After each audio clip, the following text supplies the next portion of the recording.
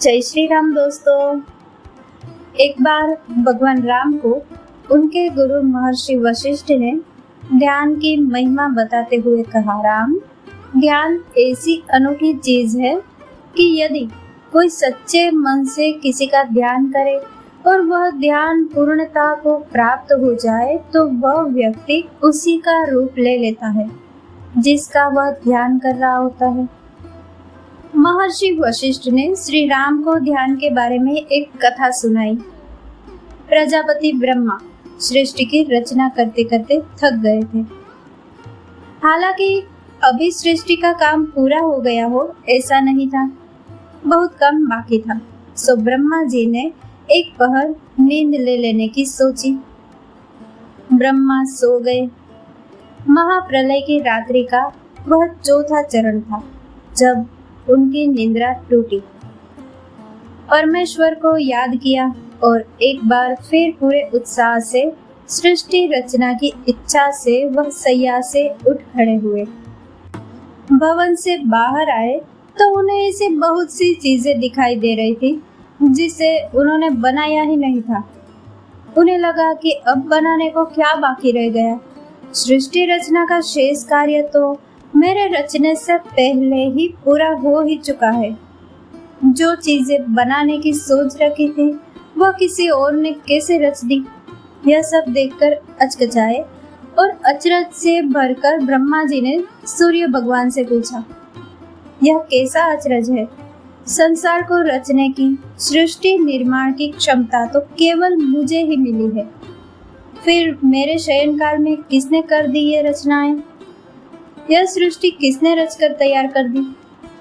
सूर्य बोले, ब्रह्मा जी, यह तो आपने सिर्फ पूर्व दिशा की ओर ही दृष्टि डाली है। आपने अभी पश्चिम, उत्तर, दक्षिण, आग्नेय, नैऋत्य, वायव्य, ईशान आदि शेष 9 दिशाओं और आकाश तथा पाताल को तो देखा ही नहीं। प्रजापति ने 10 दिशाओं की ओर घूम घूम कर देखा तो उन्हें सभी जगह एक से एक बढ़कर नई चीजें दिखी। उनका शक और गहरा हो गया कि जरूर कोई चक्कर है। ब्रह्मा ने सूर्य से कहा, सूर्य नारायण, अब और अधिक पहेली मत बुझाइए। आपसे तो कुछ भी छिपा नहीं। आप निरंतर अपने रथ पर चलते ही रहते हैं। कृपया अब तो बता दीजिए कि यह सब सृष्टियां रची किसने? मुझ जैसी क्षमता किसी में आई तो आखिर किसके वरदान से और कैसे आई? सूर्य भगवान ने तब ब्रह्मा जी को बताया, हे प्रजापति, आपने जो सृष्टि रची थी उसमें इंदु नामक एक ब्राह्मण भी था। जब उसके बहुत समय तक कोई संतान न हुई तो वह बहुत दुखी हुआ और उसने भगवान शिव की घोर पूजा की।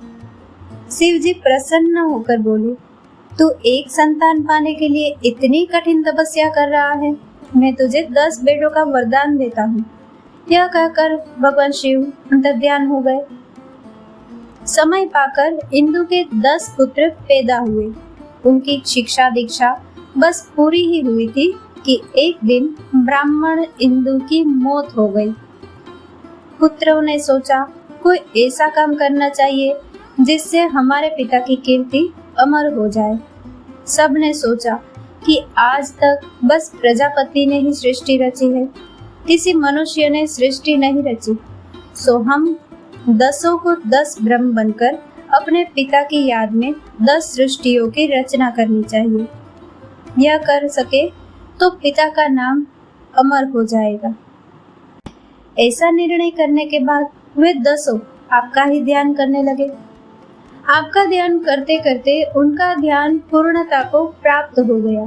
उनका संकल्प निष्ठ हो गया तो उनमें भी आप जैसी शक्ति आ गई। आगे क्या हुआ वह आप देख ही रहे हैं। इतनी कथा सुनाने के बाद महर्षि वशिष्ठ ने कहा, हे राम, मंत्र के साथ ध्यान का यही विज्ञान है। मनुष्य पूरे मनोयोग के साथ एक निष्ठ होकर जिसका भी ध्यान करता है वह उसकी ही तरह शक्ति संपन्न हो जाता है। दोस्तों, इस कथा को लाइक, शेयर और हमारे चैनल को सब्सक्राइब करना ना भूलें। जय श्री राम।